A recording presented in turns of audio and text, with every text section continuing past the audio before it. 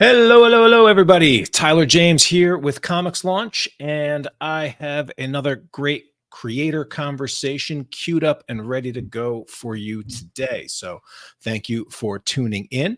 My guest today is a Dublin, Ireland-based writer and visual storyteller. He runs Unpopular Comics, which is a purveyor of bold comics, novels, and animations. And he's recently launched his fourth Kickstarter campaign for Unpopular Tales 2, Pinocchio, a cyberpunk retelling of the classic fairy tale. Welcome to ComixLaunch, Christian Douglas. How you doing, Christian? Hey, Tyler. We're really glad to be here. I've been following since forever. So it's an honor to be here in part of the podcast, man. I've listened to many ones of this one. Well, yeah. I know you. I don't know you, So that's how we yeah, I've definitely had that experience where you listen to enough podcasts and you have somebody's voice in your hair or in your ears long enough that you feel like you know them. But so it's great to have this now be a two-way conversation. Well, I'm excited to talk to you. It's always fun to talk to creators around the world. I know you're coming to us. Is it right? You're coming to us from Ireland today? Yes, sir. I'm Spanish, but I have lived here in Ireland for 7 years now, and I was raised in the States, so I'm kind of being all over the place, Yeah, and I'm kind of interested to talk about your background and your creative evolution, because the influences that you get from being a world traveler, I'm sure, are definitely provide an interesting perspective on the work that you create and what you bring. But let's get started by just telling us a little bit about what you have going on Kickstarter right now. Tell us about. This is we created a studio something like 10 years ago, and the Popular Studio, and the whole idea is to bring back the classical folk tales, to recuperate that same grit, the same power that the classical tales have, that have been diluted and sweetened and become way too complacent lately, especially after Disney and a lot of people just mangle them and make them more mainstream. And the whole idea is to recuperate. So what would these people be writing if they were alive today? The Grimm brothers, or Hans Christian Andersen, or Perrault, in this case Collodi is the guy that created Pinocchio. And this is a story I started reading something like 6 years ago, the second volume. I have more lined up. I have Beauty and the Beast and what's the other one? Alice in Wonderland and Hansel and Gretel. And the whole idea is to give it a spin with the 21st century. In this case, it's obvious. It's AI, it's robotics, it's our issue with the technology, So how until when it's gonna come? The whole idea of the story is takes place after the conflict. So we have lost the war with the machines, and Geppetto is a robotics engineer that works in a clandestine way in a bunker in the middle of nowhere. That's the dumpster where we take place of the story. So that's the dumpster. And the whole idea is he creates this android that is an android but looks like a little girl. You don't see in this volume. It's gonna be 4 more, but you're gonna be see that technology along the way. And the whole idea is to bring back the balance between the man and machines. That's the whole vibe of the story. Of course, obvious influence like Alita, Blade Runner, Ghost in the Shell, Akira, obviously, Mad Max 3, Beyond Thunderdome, and iRobot, mainly Asimov and Bicentennial Man. So those are my main influences. But many more. It's a big blender of everything I like and think kind of cool. Yeah. I like the update and the sort of reimagining of a tale that most of us know, but it's always interesting to see with fairy tales, especially the popularized version, and then going back to the original, which was often much darker. Curious, what elements of the Pinocchio story particularly interest you the most, and then how did you sort of tie that to what's going technology in the new world, or technology in 21st century? Mainly two is the Pinocchio is the ultimate puppet. Is actually when it was created, it was managed by strings. It's the whole idea. Hey, remember all the scenes with the circus and all that. So that's one, the first one.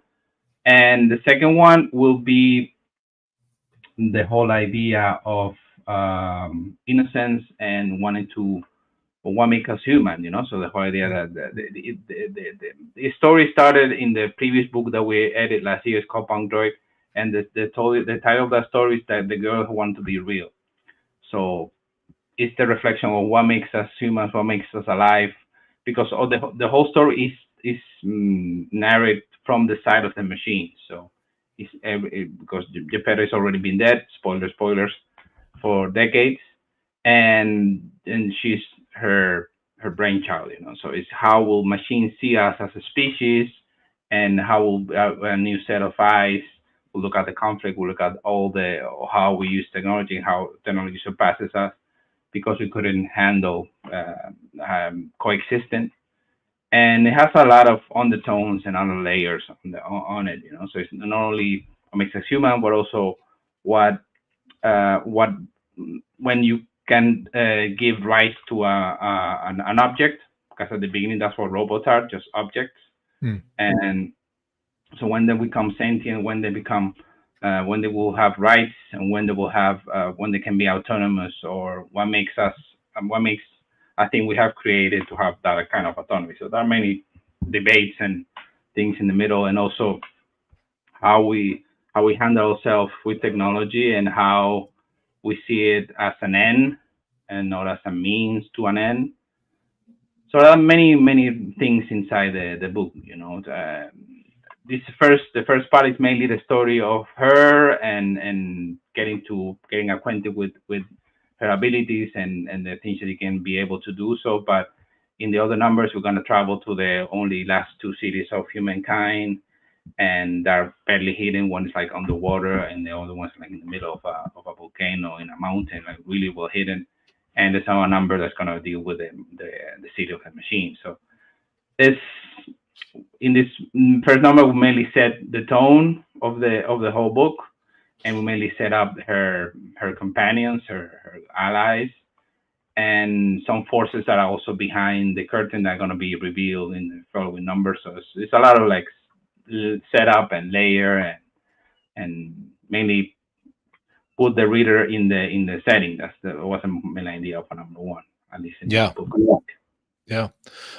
How'd you pull together your creative team for this? I know some creators, we get a lot of creators listening from around the world to ComixLaunch, but not everyone lives in a place where there is a super active comic scene. How did you go about sort of pulling together your team for this book and for some of the other stuff? Most of the people working in this book are already working in the past. Claudio is the main artist. I always call him my right hand.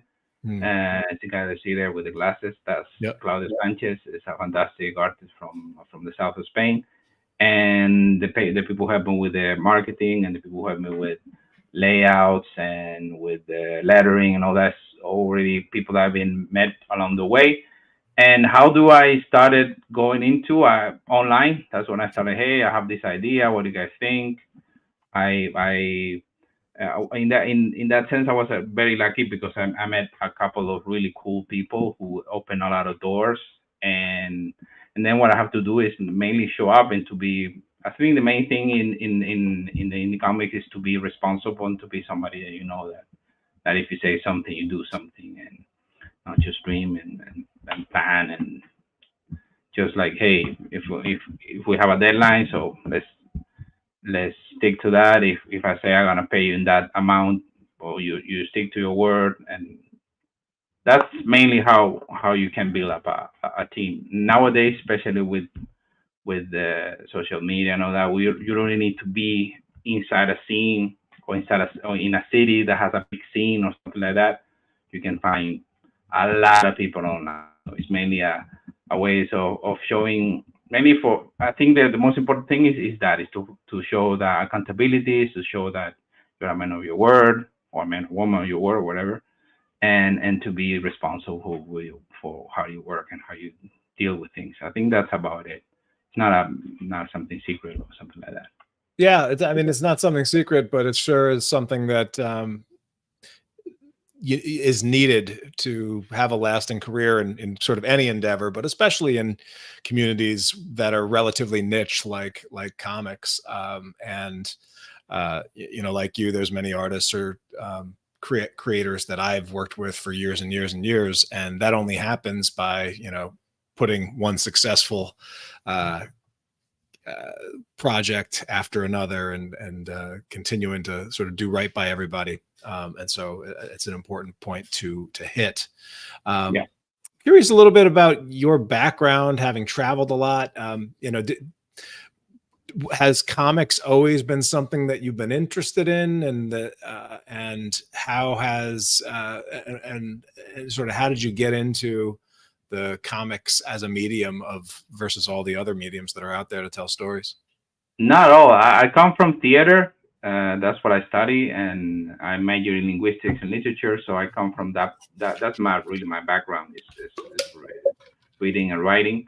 In writing for almost 30 years, I've been done everything from poetry to short fiction to scripts to plays, and I got into comics. I would say something like 13 years ago, 14 years ago, because a friend of mine recommended me, because I got out of the comics when I started puberty, I would say, because I discovered that we're like an antidote for women. So it was the moment that a disco scratcher, because it's not like nowadays that, hey, you can be geeky and everything fantastic. Back when I was a teenager, that was a recipe for disaster. So I just dropped them, and I dropped them when Claremont was doing the X-Men, so you can have an idea. Early 90s, I think. And then I recuperated them when I was around 30.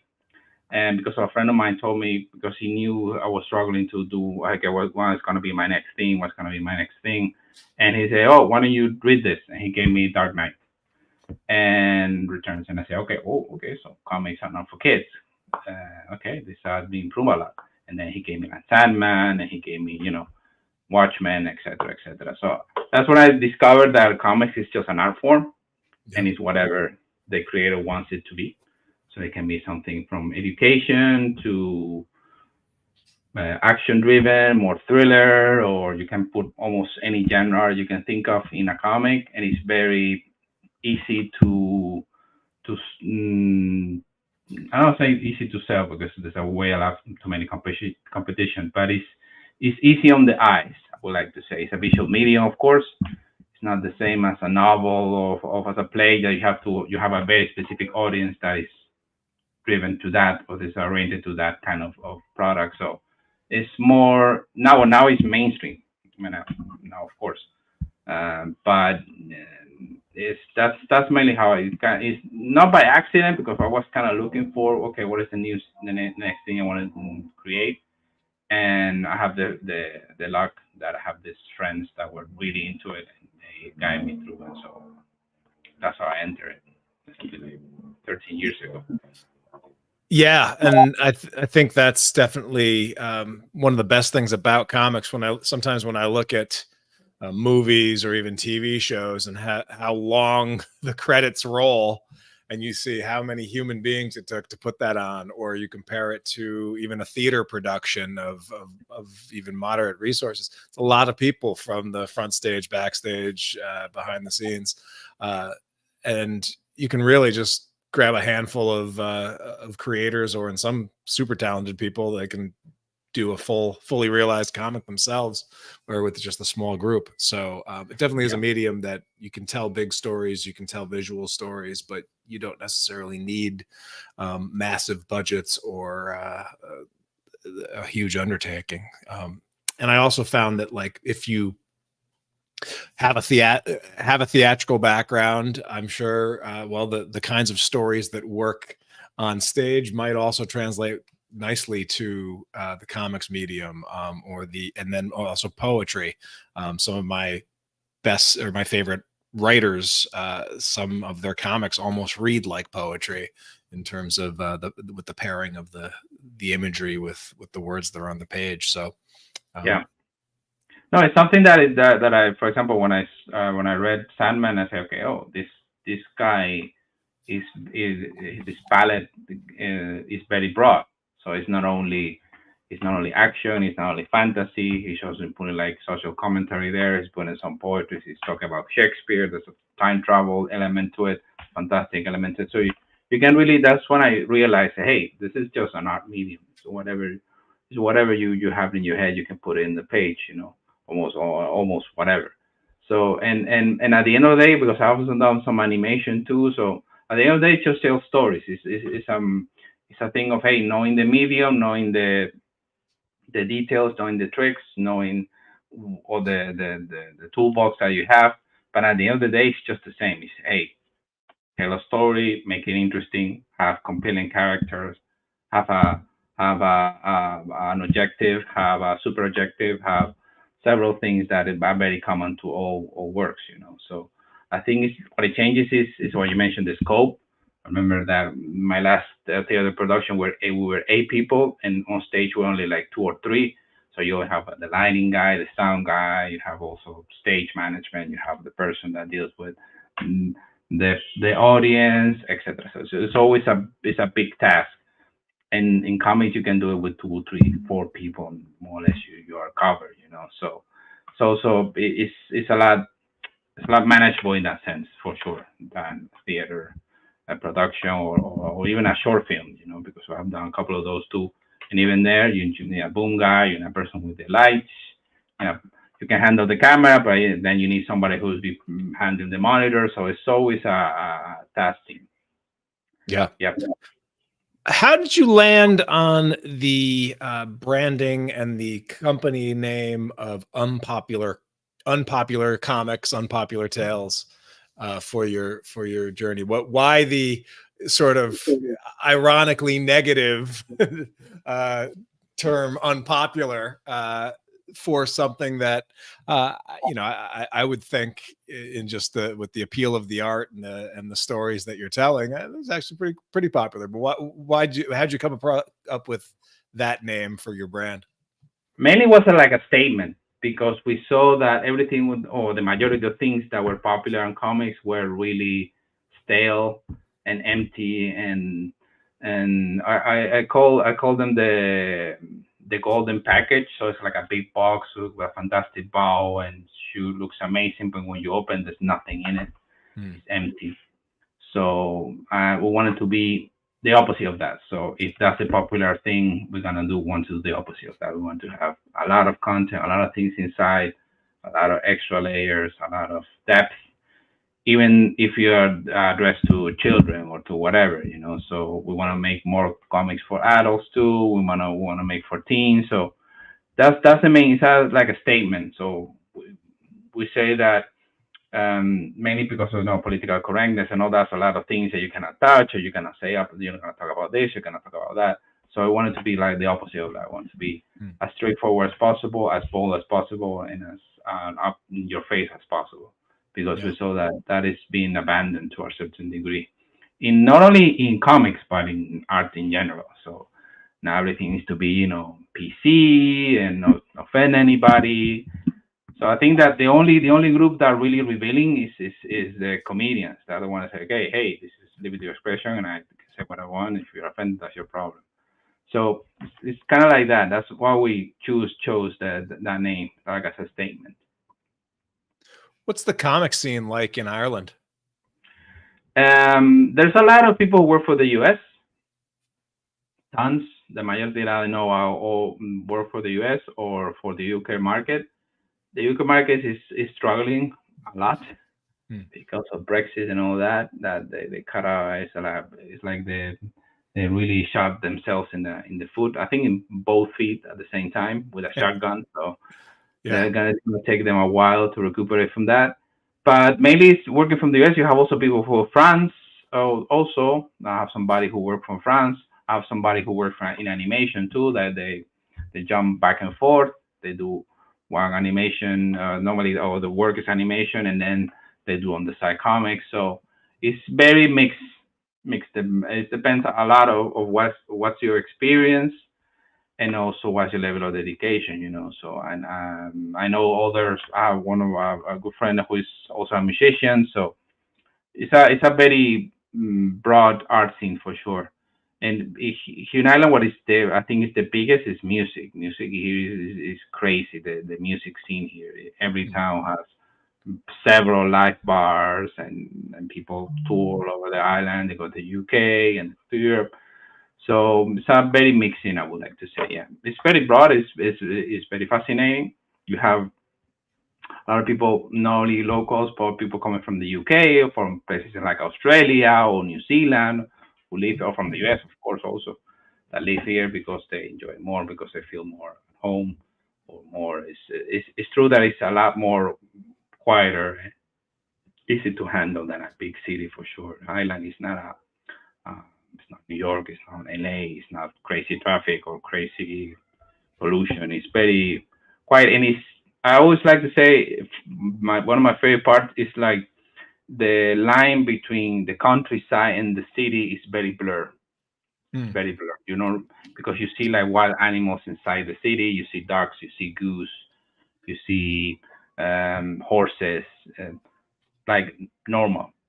And I remember for me, a city person, it shocked me a lot. And I realized that it's like part of how they like it here. Like, hey, yes, a little bit of technology is not bad, but we don't want to be too exposed or too big or too massive. So it was a huge shift for sure from coming from big cities. But I kind of like enjoy it now. It's a lot calm. Especially, I think it's an age thing too. It's not the same Yeah, when you're there's than a when you're time 40. when some peace and quiet is what you need, and I think probably can't hurt creatively to have a little Yeah, bit of time and quiet to put your things yeah. together and not get so caught up in the hustle and bustle. Yeah, and the space and tranquility and not having to run everywhere, because I remember that's something that the stress of a big city is. Now I see it when I have to go to I have to go to London or I have to go to Madrid or whatever to promote something. It's like, oof, thank God I'm going back for the days. It's way too much. Yeah, Basically, yeah, things at the same time. So it can be a lot. And so for these unpopular tales, like, are there? I know that you started with a Red Riding Hood. yeah, that was the first one. Yep, That was the yep. first one, and now Pinocchio. What are some other tales that you want to give new spins on? We want to do Beauty and the Beast. That is mainly about self-image and the importance of mainly self-image, because in that story, Beauty and the Beast is the same person. It's this model that has body dysmorphia, and he always sees himself ugly. So he's both Beauty and the Beast. That's in the same person. Hmm. And then we also have Alice in Wonderland. That is a person with substance abuse issues. And you also have Hansel and Gretel. And then there we're going to talk about the abuse of elderly and not taking care of our elders and not respecting them. So it's each one has a different take on a different social issue or political issue, or whatever you want to call it. More like political, it's like social. It's beyond ideology, stuff like that. It's more deep. Yeah. It's like, hey, how society reacts to this and what are the issues with this. For example, the one in Ray Riding Hood was like mainly violence against women. That was the whole idea on that one. It's all female. And the thing is that you always have the same characters. You still have, for example, in Ray Riding Hood, you have Red Riding Hood, the wolf, and the lumberjack, and all that. And we don't do fantasy. It's not like, hey, now it's magic and people transform. And no. It's like normal, no, normal, quote unquote. No, it's not. There's nothing. It's, Pinocchio, of course, a little bit science fiction, because, of course, a robot that thinks and that, but it's not really that science fiction anymore. It's like more like, hey, what's gonna happen in a couple of decades, most probably, or in a couple of years. We don't really know. Yeah. So, but we don't And want to. I Yeah, noticed at the end of your Kickstarter page, you have a 100% human-made or human-created content yeah, graphic, and I know your book deals with concepts of AI, but yeah. like, what are some of your thoughts on the growing prevalence of AI in the creative world that we operate in? I think that with something we will discuss a lot. We have a podcast I did with some friends. The things that we do in Spanish, and it's mainly about our things, our daily days, and because we're creators. And what we have talked about, I think it's gonna happen. What's gonna happen is gonna be more diversification.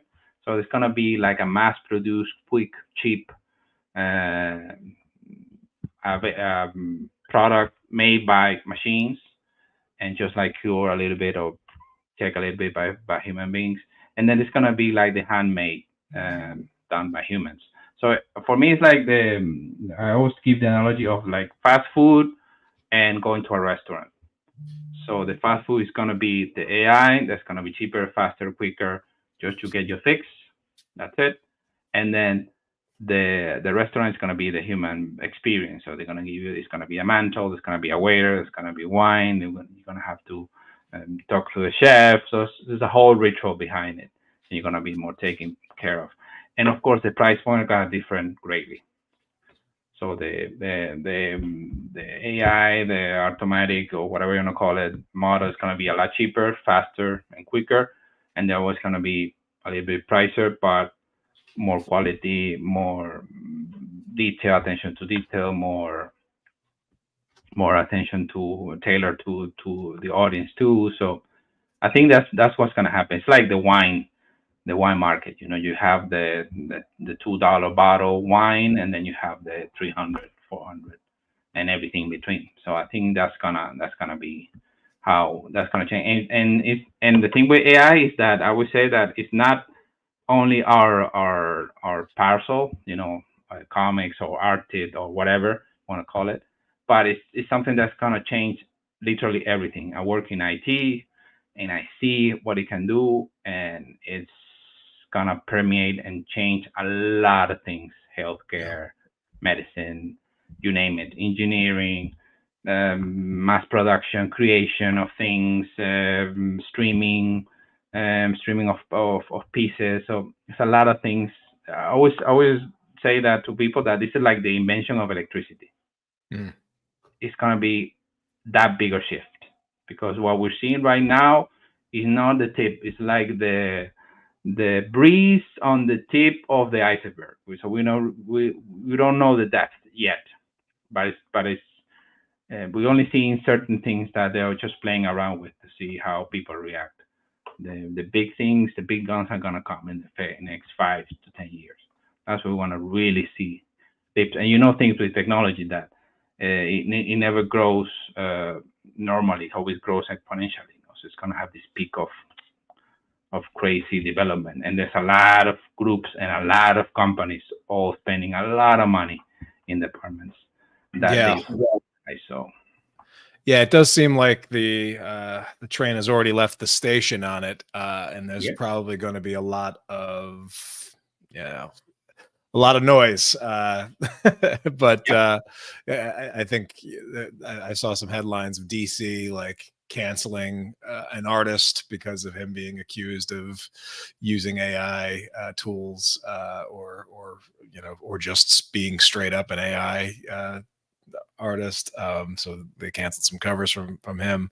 I'm also like, the prevalence of like AI generated articles on social media, I've noticed, is just like cluttering up my feed in such a way that I'm, you know, I do wonder whether or not we're going to see a return to trusting or wanting more in-person interactions, or just the authenticity of things like live streaming, where you know that this is real-time generated content, Yeah. versus stuff that can just be, you know, generated and falsified and things like that.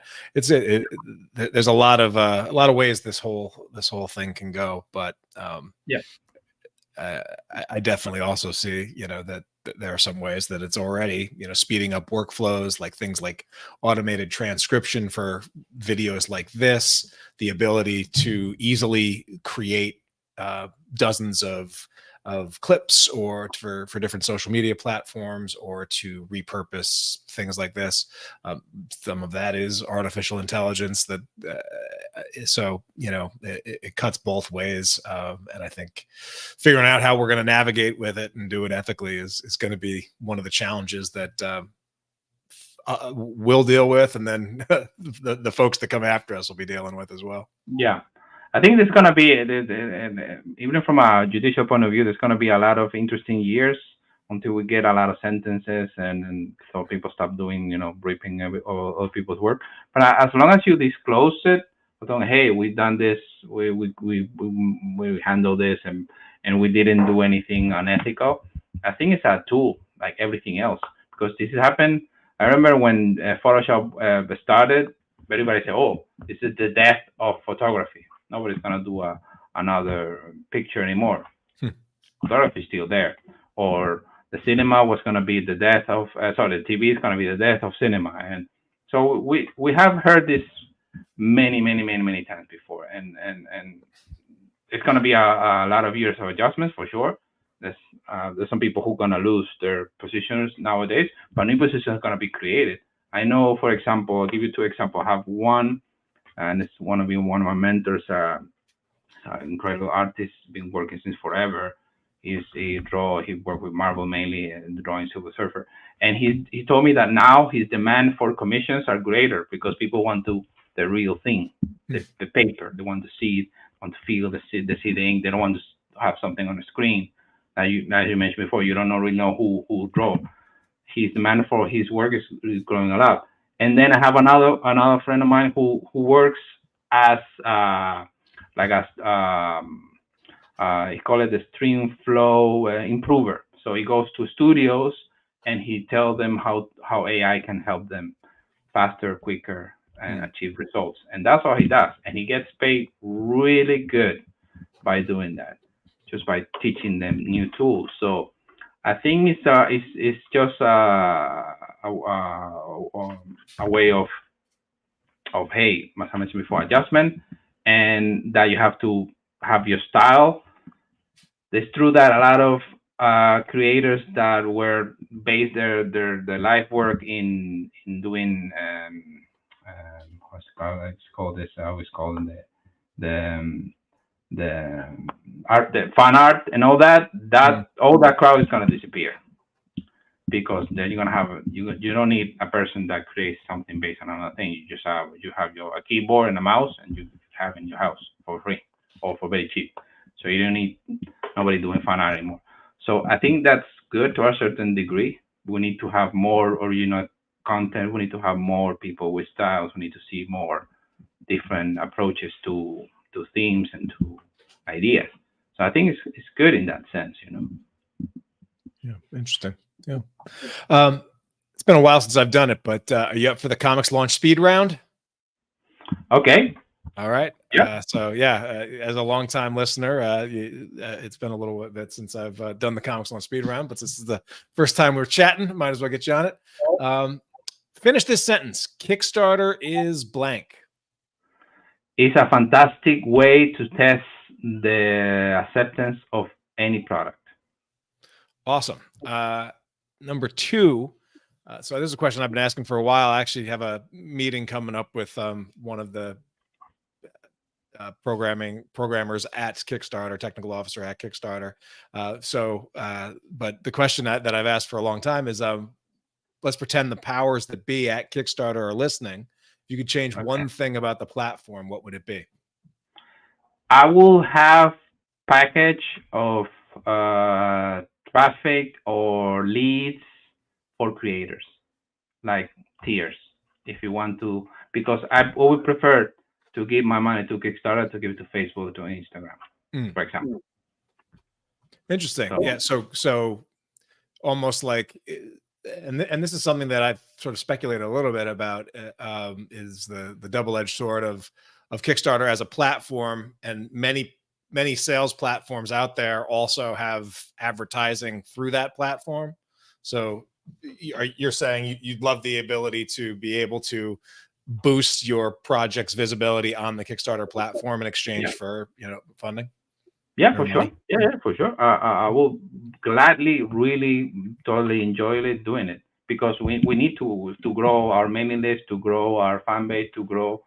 So why, which place is not better than the one that we already are and that we have built for years? So, Yeah. and I'm totally, I think that leaving money on the table, if you ask me. Yeah, and I would not be surprised if that's a direction they go. Kickstarter for 15 plus years, I think, had really just one revenue stream, and that was taking the 5% off the top of campaigns.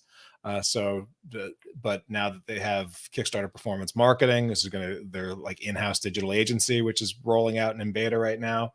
They have late pledges, which is another way that they can collect funding. So I wouldn't be surprised if they experiment with more models like that. Interesting. Yeah. What would you say your secret weapon is? A tool, a resource, an app, something that you couldn't create comics in the way you do without it? Life experience and mainly as I mentioned before, I did linguistics and literature, so I've been able to read the greatest since all the way down from Beowulf to I don't know Eliot or Hemingway, passing through Shakespeare, Chaucer, and so it's that is Dickens. That's a really a tool that not everybody really has, and to look it into a depth, looking from a scholar point of view, and also being able to dive in and work on, for example, theater or I remember we did a project with Shakespeare sonnet. So be able to see that from the big picture kind of way, and also all the way down to actually taking the material and put it into a stage. So I think that's kind of not a tool that everybody has, you know.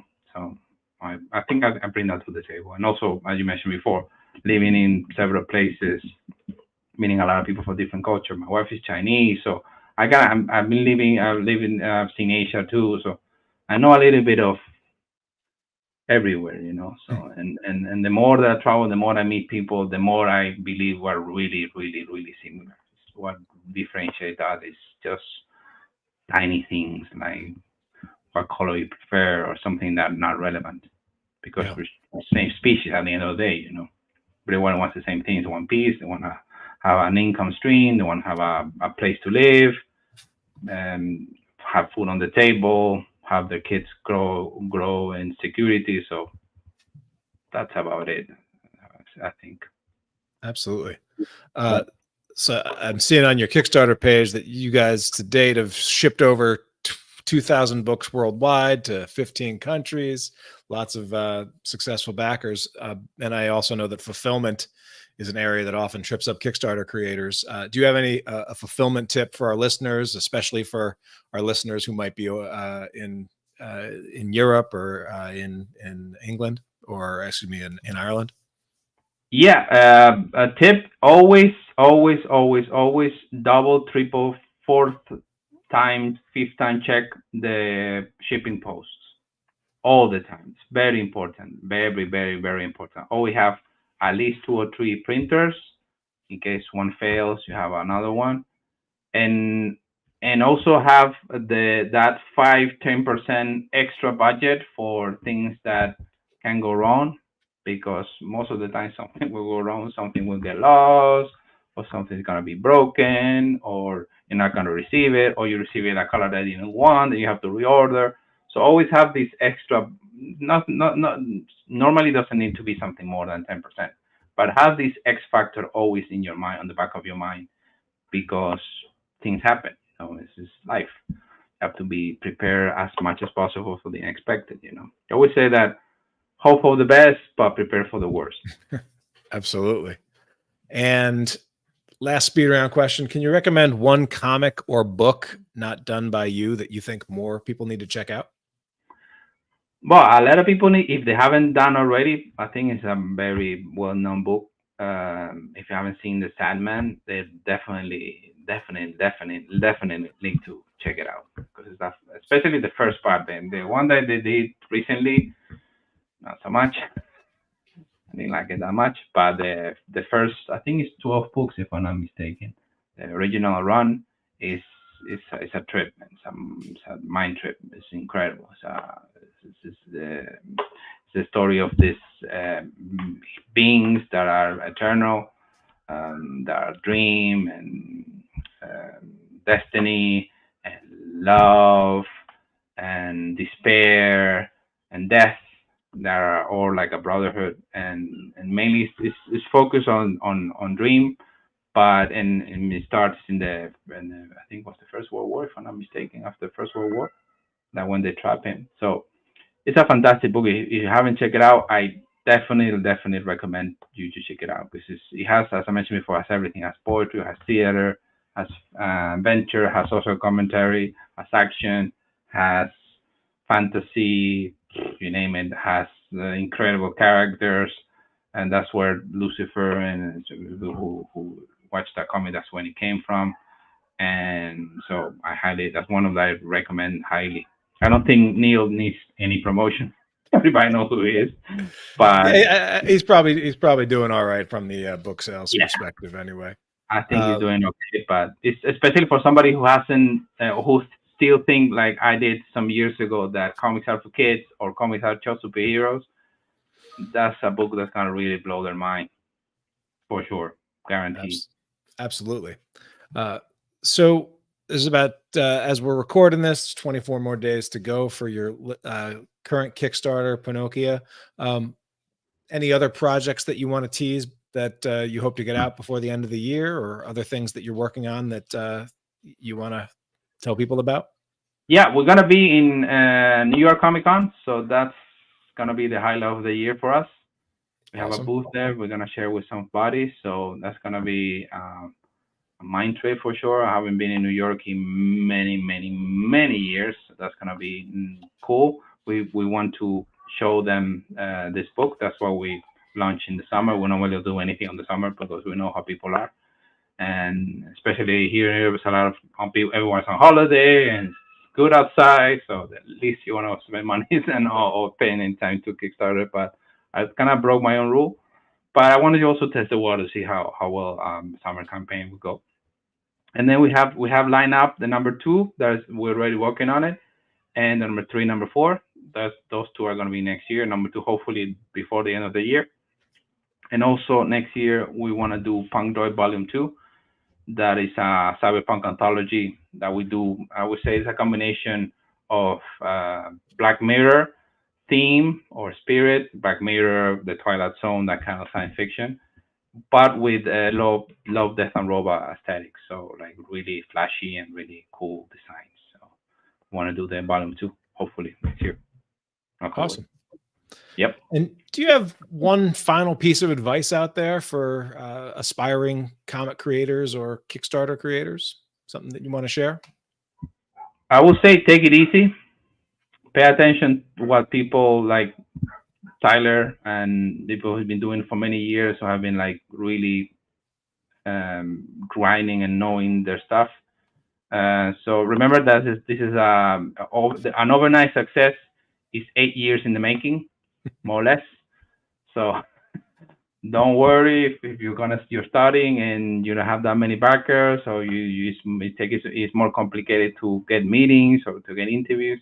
So just keep showing up, keep being there, keep grinding the axe. The whole idea of I think it was Frankie who one of the guys that spent that he would spend an hour, 45 minutes just like sharpening the axe. So sharpening the axe, that's the most important thing. The most important thing is keep doing it, keep doing it, keep doing it.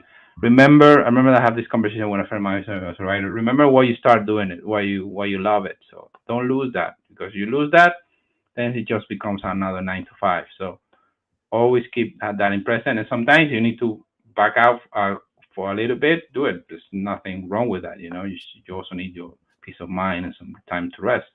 So I think that's the advice I give everybody, not only people in the arts. Whatever you're doing, just keep at it. If you feel that is what you want to do, the hard never. I remember a good friend of mine who's a psychologist told me that the heart never fails. It never tells you anything that is not true. Mind can play tricks on you, but your heart is never gonna fail. So listen to it. Pay attention. Take it easy. Be yourself. I do meditation, but do whatever helps you to relax and to be comfortable in your skin, and keep riding that axe, man, for sure. Absolutely. And important, keep always always be selling. So always try to grow up your mailing list. Always try to grow up your fan base.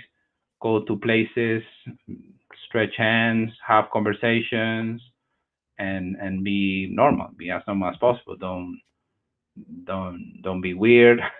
And don't be so full of yourself that you are, oh, I'm a fantastic, and I'm a unique snowflake, and there's nobody else like me, and stuff like that. Just be humble and be approachable, and that's it. I would say that's great. That's how I guide my Great advice.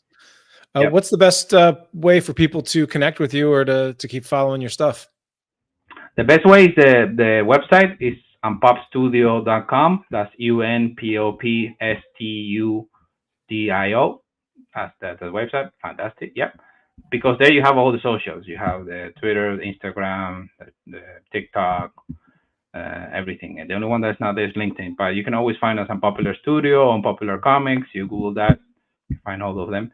And of course, the campaign that we have now live. If you just click on populartales.com, it will guide you directly to the Kickstarter, so it's very easy to follow, and you don't have to remember that big URL that Kickstarter has. See, that's another service I would recommend them to have. Hey, can you sell me something that's shortened of that big thing? Now nobody remembers. It's very complicated to copy and paste. Yeah.